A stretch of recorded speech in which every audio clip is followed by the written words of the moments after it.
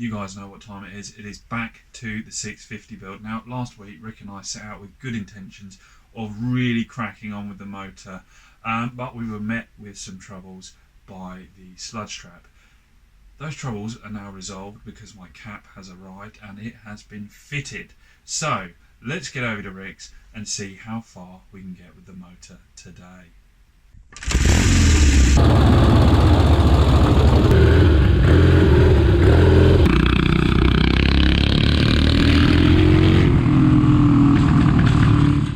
Right, so following on from last week, the crank is put back together and ready to go in. We've also got the gearbox kind of in there, kind of not. So today we're going to get the crank in the crankcases. Hopefully we can get them together and we're just going to see how far we can get.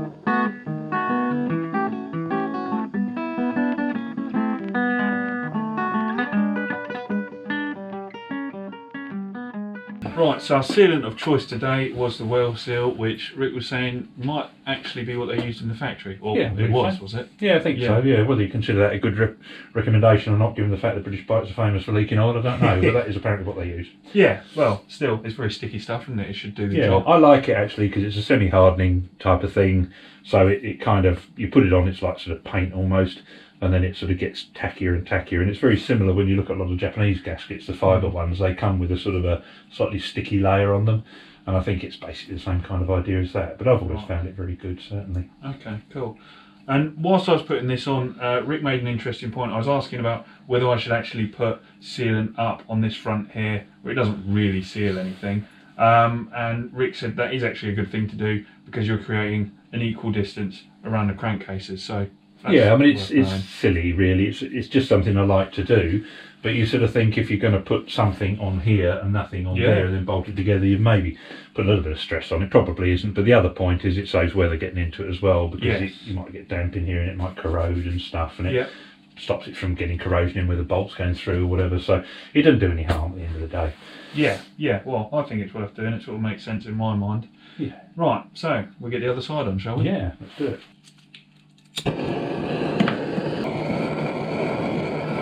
I often feel that's quite a good rule of thumb. When the condensation has gone off the metal, it's obviously hot at that point. Yes. That's usually enough.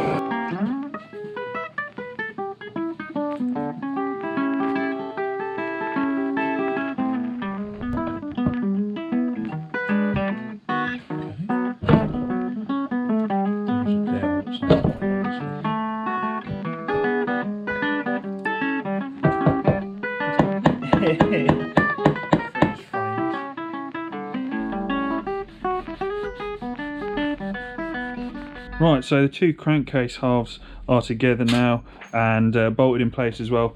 This stud here is a little bit short, but that is where the brackets for the exhaust bolt on, so we'll revisit that at a later date. It's fine for now. Now, obviously the cams are in as well. This is a Thunderbird, so it would have come with softer cams, but what I've actually got is a 3134, and then, is it pre-unit Tiger 110, was it?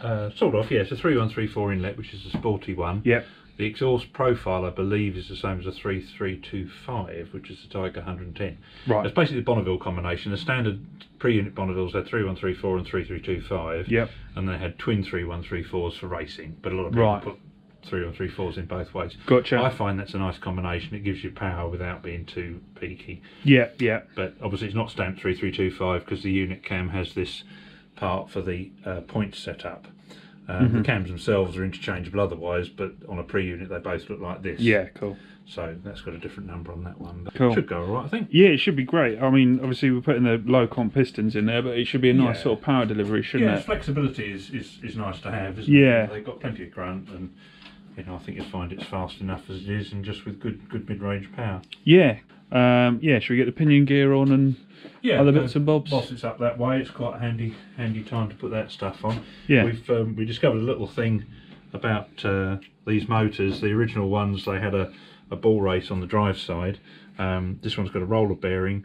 Looking at the workshop manual, it does actually mention that if you're going to modify it that way, you should change the timing pinions. Maybe see on these two, slightly different height between the two, and also this one's narrower here. The reason for that is because they put a clamping washer underneath the pinion, which makes the height up to the same. The purpose of that is that it basically clamps the crankshaft on this side to the timing side main bearing, so it can't move side to side. Previously it was bolted to the other side, and where that had a ball race on it, that stopped it from moving from side to side. So this is a modification done from about 67, 68 I think, but in this case it had been left still with the old pinion on and with the roller bearing, so the crank would have, obviously hasn't caused a problem, but it would have been able to move from side to side, so we're just upgrading it. That actually sat right in there, didn't it? Yeah. Oh, I better shut up. There's more phone.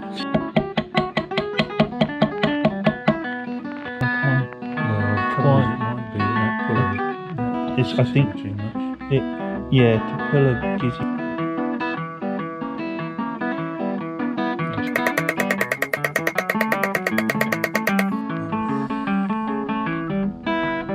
Really good for getting in small areas for.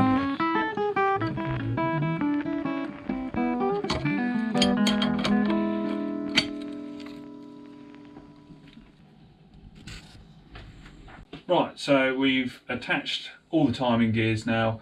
We're not really too sure kind of where to time it up, because what makes this confusing is obviously we've got different cams, but we haven't got our followers. So I think we're going to go ahead, pop the gearbox outer cover on, then we can flip it up, put the barrel on, and we can do a little bit more working out about what route we want to go there, because there are different options.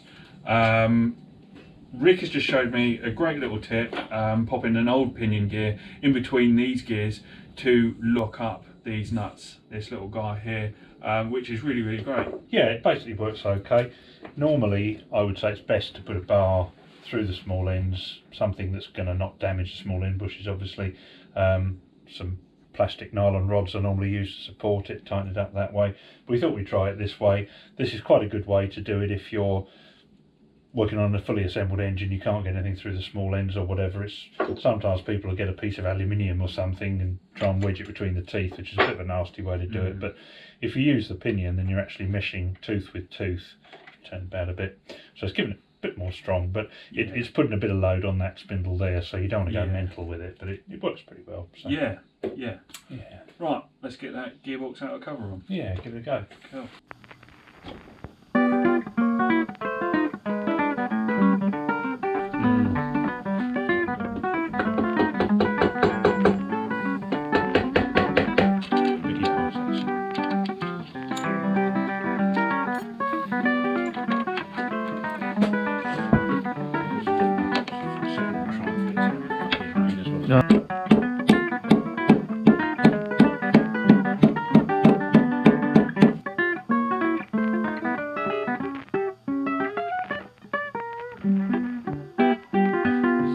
It's the ways of doing stuff, isn't it, that's got to be remembered. It's almost like the new word nuancy, really, isn't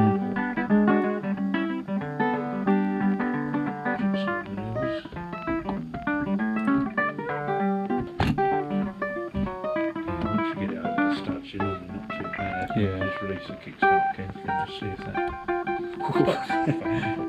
Right, well, we've got the gearbox cover on and the kickstart mechanism and the outer cover as well. So it's looking pretty good. This is definitely a really nice basis to build the rest of the engine out of. But that is going to do us for today. We have run out of time, so hopefully you lot have enjoyed it and have enjoyed having Rick along as well for this episode. He will be back with me next week to continue building this. Hopefully we can get pistons on there, barrel, and maybe we even finish it up. What do you reckon? It's a possibility, isn't it? Fine, We give it a go. Alright, well, thank you very much for watching. If you did enjoy it, please remember to give it a like, and if you want to see more and you're not subscribed, make sure you click that button.